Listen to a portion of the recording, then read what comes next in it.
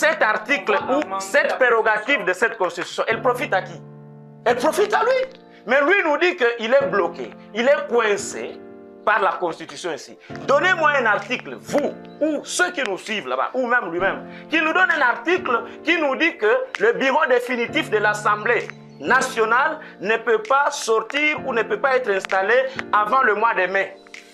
La première intention de Félix Antoine Tshisekedi et du DPS, c'est s'éterniser au pouvoir, refaire ou confère matinée politique de Kabouya. La deuxième intention de Félix, c'est réduire nos libertés, réduire les libertés des provinces et les libertés des personnes. Là, l'Assemblée nationale, plus de 450 députés pour lui. Mais il est incapable, ou ils sont incapables de nous produire les gouvernements. Revoir cette constitution, c'est ouvrir d'abord la route à la présidence pour Joseph Kabila. Donc, Joseph Kabila peut aussi être à nouveau président de la République. Des deux, c'est aussi ouvrir les chemins grands à tous ces rebelles-là qui sont en train de tuer la population congolaise, parce qu'ils sont aussi congolais. Willy Ngoma, il est congolais, Corneille Nangaa et toute la suite. Voilà, ils sont aussi congolais. C'est quand on parle de la révision de la Constitution, ça les concerne aussi. En réalité, ceux qui bloquent Félix, il faut qu'ils puissent voir ça par l'introspection. C'est lui-même. Nous n'avons pas un problème de texte au Congo, nous n'avons pas un problème de loi. Nous avons un problème d'homme. Le corbeau n'est jamais beau. Ceux qui sont autour de lui peuvent dire que le corbeau est lui est bon pour avoir son gâteau, pour avoir son pain. Mais en réalité, le corbeau n'est pas beau.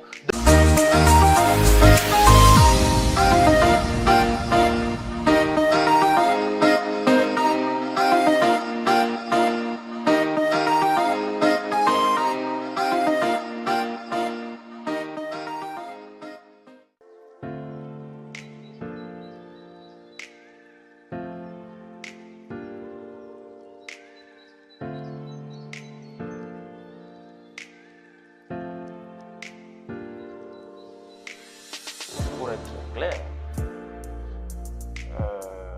il y a des partis, à mon avis, qui ne peuvent pas parler ou proposer, même surtout la révision de la Constitution, surtout par aujourd'hui. Les partis politiques. Pas aujourd'hui. Oui. D'emblée, je vous cite le PPRD, le DPS, dans le contexte. Pourquoi? Oui, s'ils sont honnêtes avec le PPRD. Merci beaucoup. D'abord, comment parler du PPRD? Cette constitution que nous avons aujourd'hui, elle porte la signature du président Joseph Kabila. Nous l'avons fait, elle est faite, elle a été, on l'appelle la constitution 2006. Nous l'avons après référendum. Référendum constitutionnel qui a eu lieu du 18 au 19 décembre 2005. Et donc, cette constitution ici, elle est faite, elle est taillée sur le poids de Joseph Kabila ou sur sa volonté.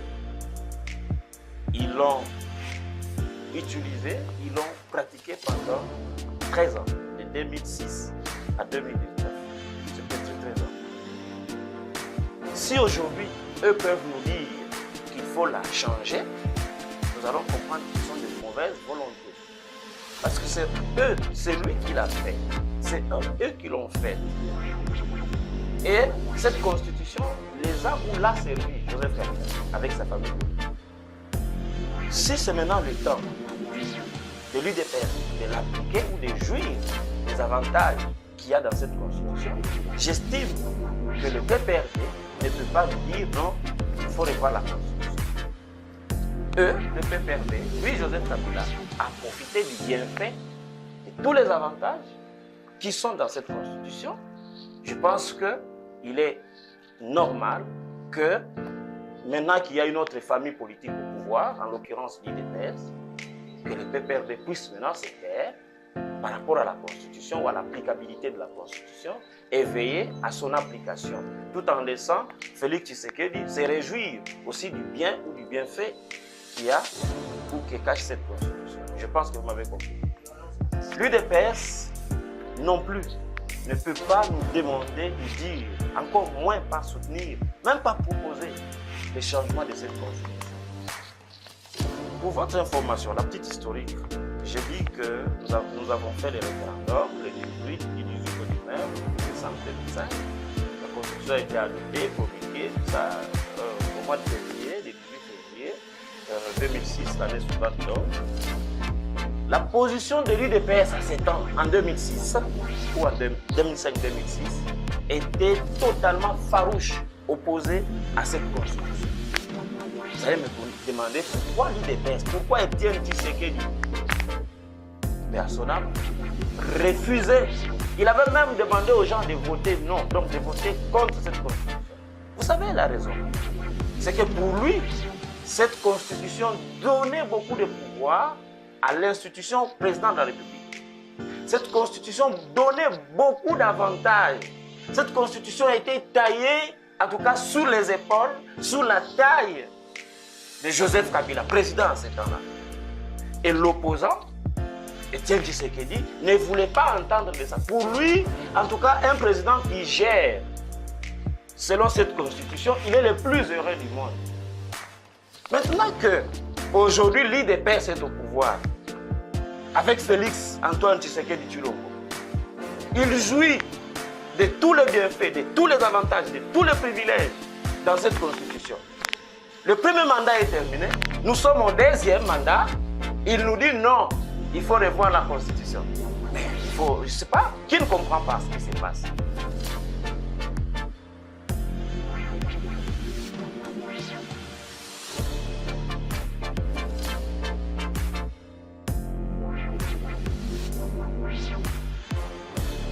Je vais d'abord vous lire la Constitution elle-même. Elle va parler.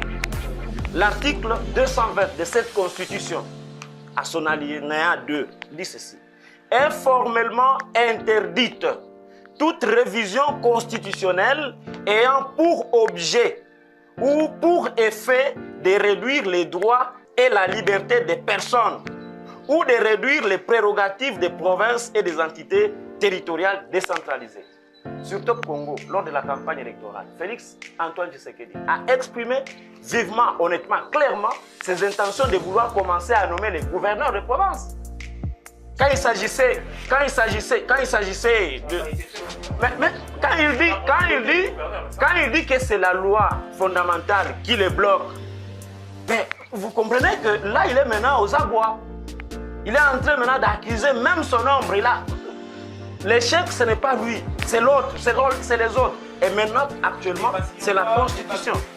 Non, écoute, je suis en train de te dire que cette Constitution refuse toute révision constitutionnelle qui a pour objet de vouloir réduire les prérogatives des provinces. Et alors, si vous avez compris cela, comment il va vouloir la changer? Pourquoi? Parce que si on veut réduire les droits et les libertés des personnes, la Constitution dit non à cette forme ou à cette intention de vouloir la réviser. Je vous dis et je répète que lui a joui ou il bénéficie même aujourd'hui de bienfaits de cette Constitution que j'ai à main ici. Pendant le premier mandat, il ne l'a pas revu, il n'a pas changé de Constitution. Il a maintenant les 5 dernières années, selon cette Constitution, il veut changer. L'intention, c'est simplement réduire nos droits et s'éterniser au pouvoir. Mais non, il faut vous dire ceci. J'ai parlé d'Étienne Tshisekedi tout à l'heure. Permettez-moi de finir un peu cette idée. J'ai parlé d'Étienne Tshisekedi qui disait que cette Constitution donnait beaucoup d'avantages, beaucoup de pouvoir au président de la République. Vous savez que, selon cette Constitution que j'ai ici, le président n'est pas responsable devant l'Assemblée nationale. L'affaire RAM ici, on nous a pris de l'argent. Mais si nous devons réclamer notre argent, si nous devons demander qu'on nous arrête, celui qui nous a pris notre argent, ce n'est pas Félix Antoine Tshisekedi Tshilombo. C'est qui? C'est ça Malukonde. Vous avez vu l'affaire Matata Pogno de Bukangalonzo? Plus pour qu'on Non. retoucher la Constitution. Non. Que chacun réponde. Là, cet article ou cette prérogative de cette Constitution, elle profite à qui? Elle profite à lui. Mais lui nous dit qu'il est bloqué, il est coincé par la Constitution ici. Donnez-moi un article, vous, ou ceux qui nous suivent là-bas, ou même lui-même, qui nous donne un article qui nous dit que le bureau définitif de l'Assemblée nationale ne peut pas sortir ou ne peut pas être installé avant le mois de mai. Est-ce que la Constitution l'empêche en quoi? Ce sont des crises profondes qu'il y a au sein de l'Union sacrée, nous les connaissons tous, qui sont à la base de tout ce qu'il est en train de vivre aujourd'hui. Mais lui, au lieu de dire clairement cela, il dit que c'est la Constitution. Écoutez, moi, si j'ai une bonne mémoire, l'article 141, 114 de cette Constitution, oui, elle dit que, même 116, elle dit que 15 jours après la proclamation des résultats des élections législatives, donc des députés nationaux, 15 jours après, les députés nationaux doivent se réunir en une réunion extraordinaire, une session extraordinaire. Ça a été fait au mois de janvier. Vous avez vu tous les élus nationaux de Lubumbashi aller à Kinshasa. Ils ont eu une session extraordinaire. Et cette loi, l'article 114, je ne vais pas lire parce que c'est beaucoup, 114 de la Constitution, dit que quand ils se retrouvent pendant cette session-là, c'est pour le bureau d'âge. Je peux même lire un peu rapidement. Non. Et puis on dit, cette réunion extraordinaire-là doit pour avoir objectif d'installer le bureau définitif. Qu'on nous lise l'article 114 de la Constitution ici. C'est-à-dire 15 jours après, et même au mois de janvier, si l'Union sacrée avait l'intention, même au mois de février, avait la bonne volonté de prendre les priorités du peuple en main ou à bras de corps, au mois de février, au mois de janvier, au mois de mars, on pouvait déjà avoir le bureau définitif de l'Assemblée nationale. Ce n'est pas cette constitution qui dit que le bureau définitif de l'Assemblée nationale doit être voté et installé au mois de juin. Non, ça c'est faux.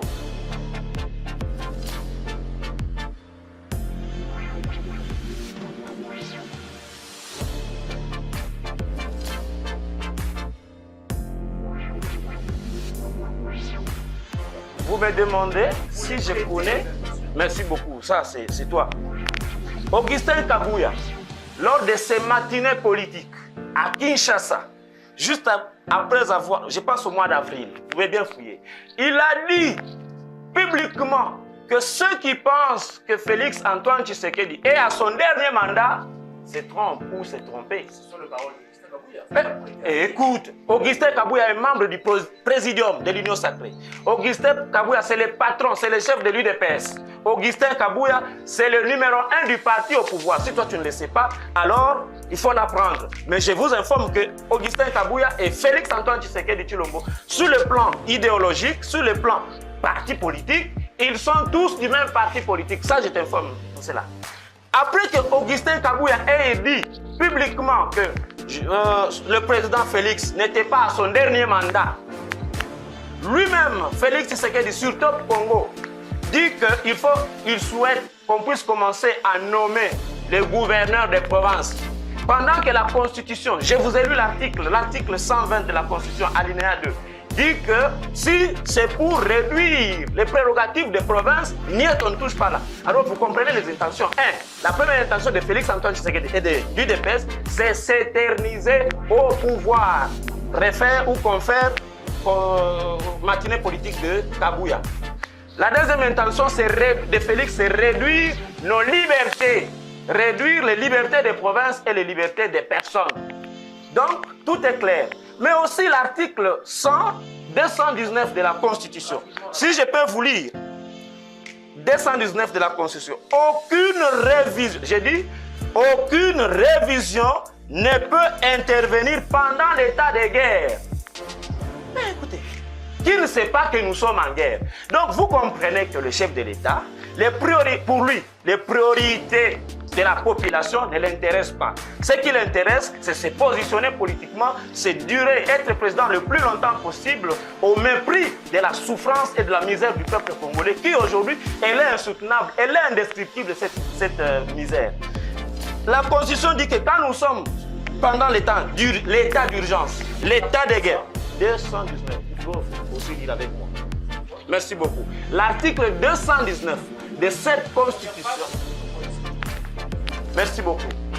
L'article 219 de cette Constitution dit que aucune révision constitutionnelle ne peut être envisagée pendant l'état de guerre. Nous sommes en guerre. Pendant l'état de siège, nous sommes sous l'état de siège. Mais de quoi parlons-nous?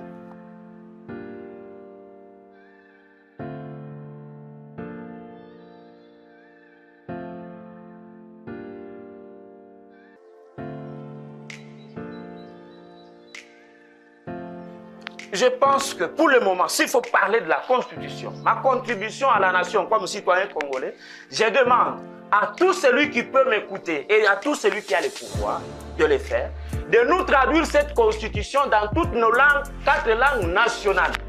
Cette Constitution, elle est faite pour le Congolais. Elle dirige, elle régule la vie ou les vies des Congolais, de plus de 100 millions d'habitants.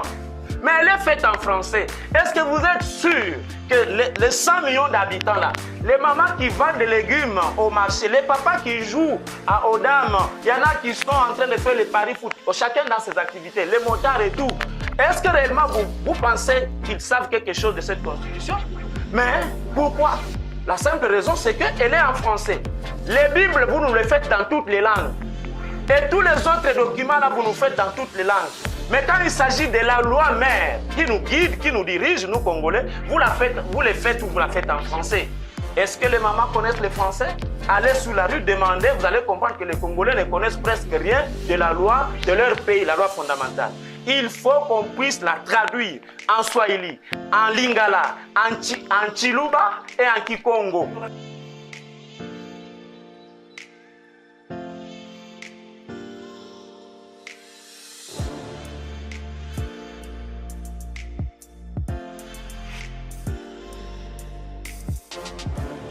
Il est sur une mauvaise voie. S'il arrive par force à imposer, parce que, merci, il a l'Assemblée nationale, plus de 450 députés pour lui. Mais il est incapable, ou ils sont incapables de nous produire les gouvernements. Il dit que c'est cette constitution qui désarticule l'armée. Mais écoutez, quel est l'article? Je reviens. Quel est l'article qui lui interdit de nettoyer l'armée?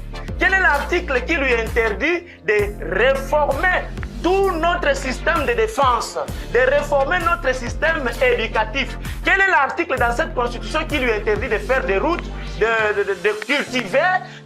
Nous sommes dans un pays sans avion, sans train, sans bateau. Mais écoutez, est-ce que c'est ça la priorité? S'il arrive à le faire, c'est-à-dire il appelle Nanga aussi au dialogue. Bon, à la faire. Parce que ce n'est pas pour rien que l'article 219 dit qu'il ne faut pas revoir la constitution pendant la guerre. C'est-à-dire, revoir cette constitution, c'est ouvrir d'abord la route à la présidence pour Joseph Kabila. Donc, Joseph Kabila peut aussi être à nouveau président de la République. Des deux, c'est aussi ouvrir les chemins grands à tous ces rebelles-là qui sont en train de tuer la population congolaise parce qu'ils sont aussi congolais. Willy Ngoma, il est congolais, Corneille Nangaa et toute la suite. Voilà, ils sont aussi congolais. Quand on parle de la révision de la constitution, ça les concerne aussi.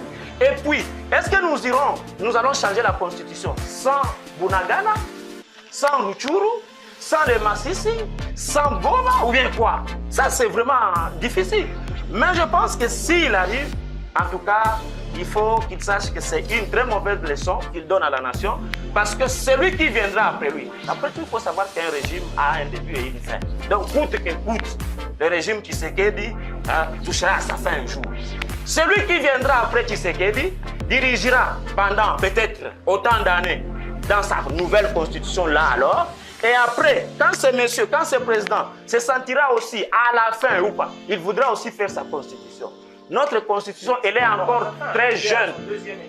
Mais alors, mais quand il dit qu'il veut revoir la constitution, toi tu attends avant l'élection du nouveau chef de l'État pour annoncer? Non, il l'a déjà annoncé, c'est-à-dire pendant les 4 ans ici, c'est ce qu'ils vont commencer à faire. Mais aussi, il faut savoir que les frustrés, ça ne sera pas seulement l'opposition, ça sera aussi ceux qui sont à côté de lui. En réalité, ceux qui bloquent Félix, il faut qu'il puisse voir ça par l'introspection.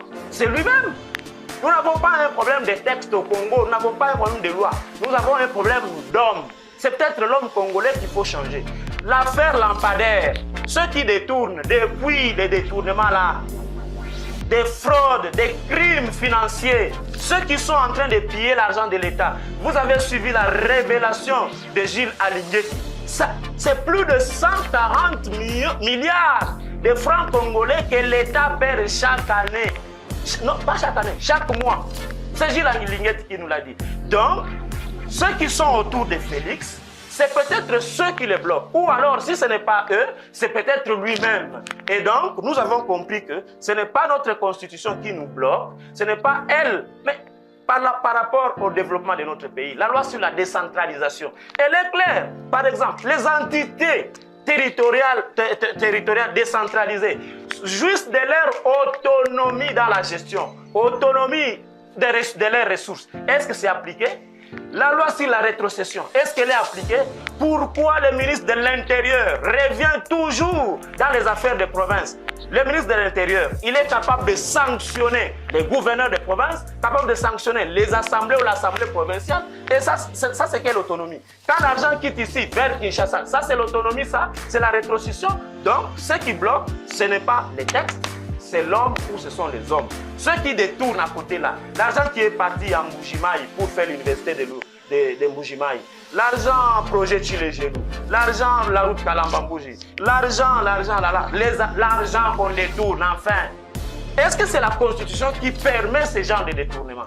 Est-ce que c'est la Constitution qui dit qu'il faut une gestion prédatrice? Non, mais c'est peut-être au président Félix de voir, en tout cas, qui autour de moi sont en train de me rendre un mauvais service. Le corbeau n'est jamais beau. Ceux qui sont autour de lui peuvent dire que le corbeau est bon pour avoir son gâteau, pour avoir son pain. Mais en réalité, le corbeau n'est pas beau. Donc, nous qui disons les choses comme nous sommes en train de le dire ici, nous aimons, nous voudrions que ce pays aille de l'avant. Nous aimons que Félix puisse réussir. Mais écoutez, est-ce que ça me fait mal quand on construit la route là? Moi, je ne marche pas. Je marche là. Quand on construit une bonne école à l'image de Imara, Twendele et quoi, mon fils, mes enfants, mes arrières là, ils ne vont pas étudier là-bas, ils vont aussi étudier. Donc, si Félix fait de bonnes choses, je veux aussi en profiter comme citoyen congolais. Aujourd'hui, une petite tomate comme ça, elle est à 500 francs. Une grande tomate comme ça, elle est à 1000 francs. Comment les gens vont vivre? Mais maintenant, la priorité, est-ce que c'est les textes? Non.